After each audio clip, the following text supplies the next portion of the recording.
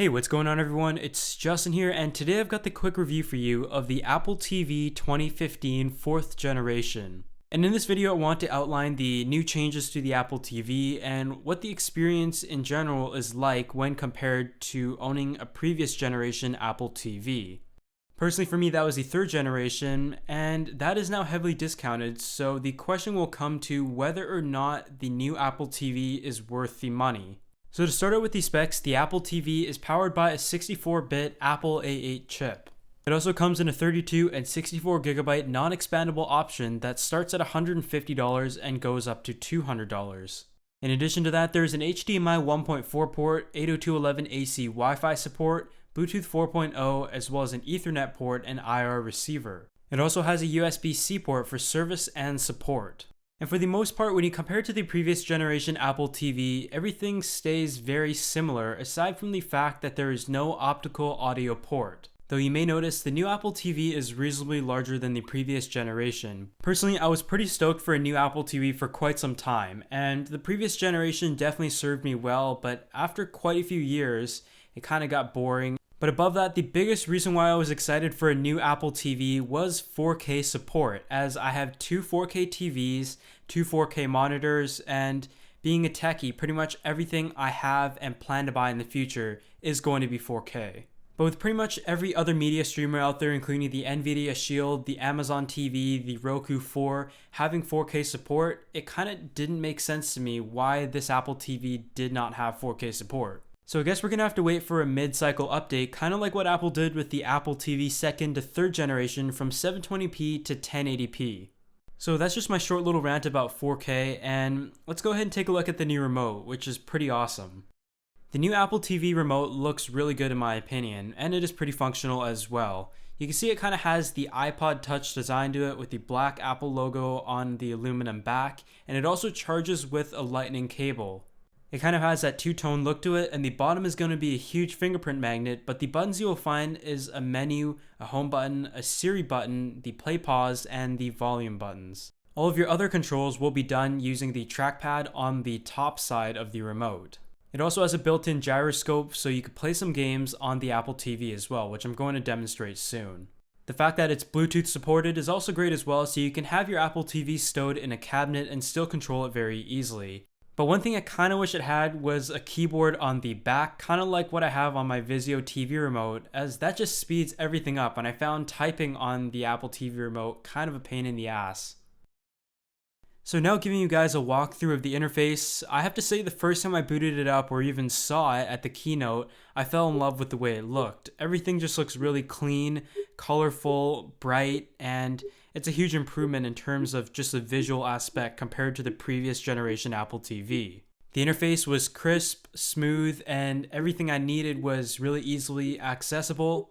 And of course, Siri is one of the more prominent features that Apple tried to emphasize when they announced the Apple TV. So if you're someone who uses Siri on the iPhone already, you'll be used to this, but just giving you guys a quick example, you can ask Siri stuff like to bring a movie up, suggest different things for you based on what other people like to watch. But you can also ask it some additional things such as the stocks, the weather near you, the sports scores. So if you're someone who regularly uses Siri, you'll definitely like this. But I'm someone who has disabled Siri on my iPhone, so it isn't as much of a prominent feature in my eyes. On the new Apple TV, Apple is also trying to revolutionize the way apps are on your TV.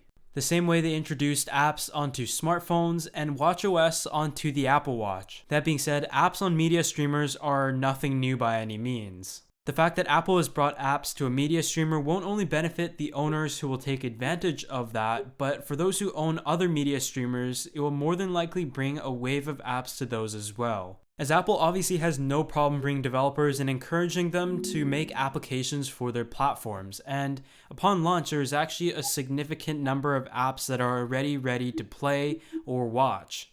There's already quite a few games that you can pick from, but most importantly, there's outlets such as NBC News, CBC News, and different sports networks, ESPN, already pushing out applications that are for the Apple TV, which compiles all of the content that is pushed out online and brings it all into one place for your ease of access. And being a pretty big sports fan, I could go into an app like Sportsnet and all of my major highlights are there ready for me to watch. And the apps that I tested out were really responsive, and they're only going to get better.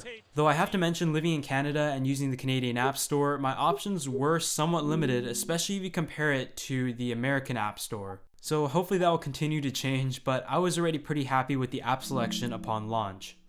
Now I want to give you guys a quick little game demonstration, and like I mentioned, the Apple TV does have an Apple A8 processor, so it should be able to handle graphics at 1080p no issues at all. Personally, I'm not the biggest gamer out there. I do play on the PS4, but in terms of playing on my iPhone, Android, or any mobile device, I don't really have any games whatsoever, and I'm pretty bad at them. So I went over to the featured page and purchased this game, which was about $2, and what I noticed was most of the games were actually paid, though there is a decent selection of free games as well. The gyroscope built into the remote worked very well, and the gaming experience was pretty pleasant. If you have kids in your family, I can definitely see them having a lot of fun with this new Apple TV, especially when third-party controllers start to roll out.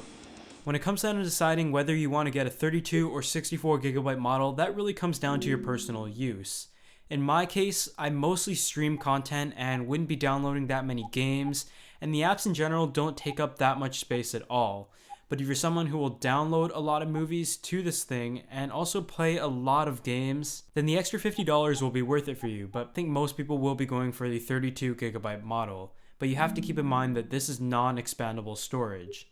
So now it's time to wrap it up and kind of give you my opinion on the Apple TV after using it for just under 2 weeks. I'm definitely someone who watches a lot of content, and for the most part I have been using the built-in smart TV functions on my TVs due to 4K support. That being said, I really like the way that the Apple TV works, and of course the iTunes Store has a great selection of movies, TV shows, and content in general. As we know, the previous generation Apple TVs didn't really have much to do aside from streaming a lot of content, but tvOS and the introduction of the App Store to the media streamer just changes everything. And I think that what I will be using it the most for is for watching content that media outlets push out into their app on the Apple TV.